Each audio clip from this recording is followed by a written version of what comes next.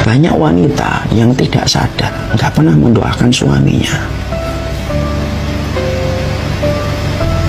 Lalu ketika ada satu perkara, dua hal, gesekan, lalu dia menuntut suaminya langsung menerima apapun yang dia sampaikan, tanpa dia memahami betapa kerasnya usaha seorang suami di dalam kehidupan berumah tangga.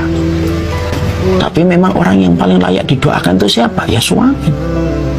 Kenapa dia ditempatkan nomor satu sebelum mendoakan orang tuanya, bahkan anaknya?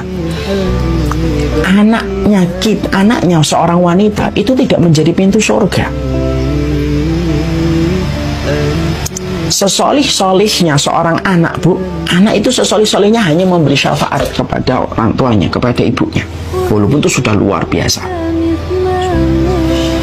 Orang tua, sekuat apapun kedudukan orang tua, kalau sudah wanita dinikahi secara syariat langsung menempatkan kedudukan orang tua itu di bawah kedudukan seorang suami. Itu kata syariat. Jangan pakai logika, jangan pakai perasaan dulu. Ditinggalkan dulu perasaannya, ditinggalkan dulu logikanya.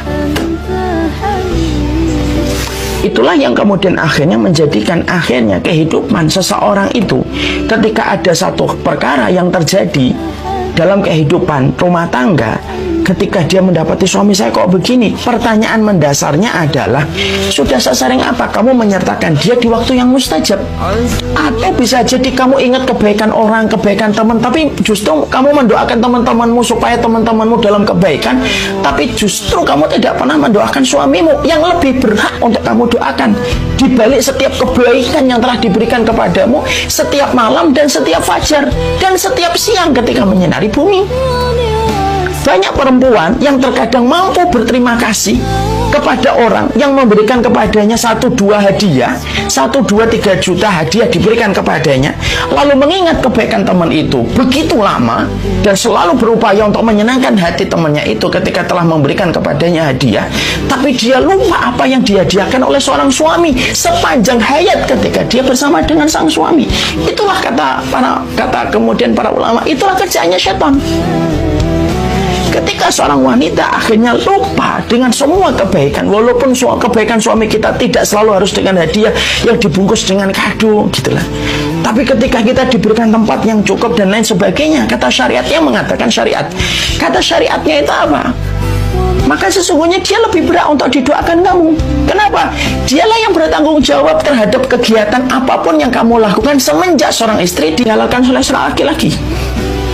Karena seorang laki-laki ketika kemudian dia sudah menghalalkan seorang wanita, itu jangan dipandang qabil tu nikah wa tazwija bimahrin madkurin. Bukan hanya itu saja, akhirnya boleh berhubungan biologis.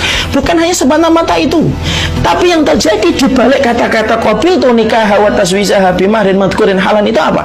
Semenjak kamu dihalalkan, maka semenjak saat itu seluruh pakaianmu, seluruh minumanmu, seluruh makananmu, seluruh apapun barang yang kamu miliki dan kamu beli, maka semenjak saat itu sang suami lah yang akan ditanya oleh Allah dan diaudit oleh Allah. Itu baru urusan audit barang, belum lagi dalam urusan nanti ketika istrinya telat sholat, ketika istrinya kemudian begini, ketika istrinya begitu. Nanti yang ditanya pertama kali ini siapa? Yang pertama kali itu adalah sang suami di hadapan Allah.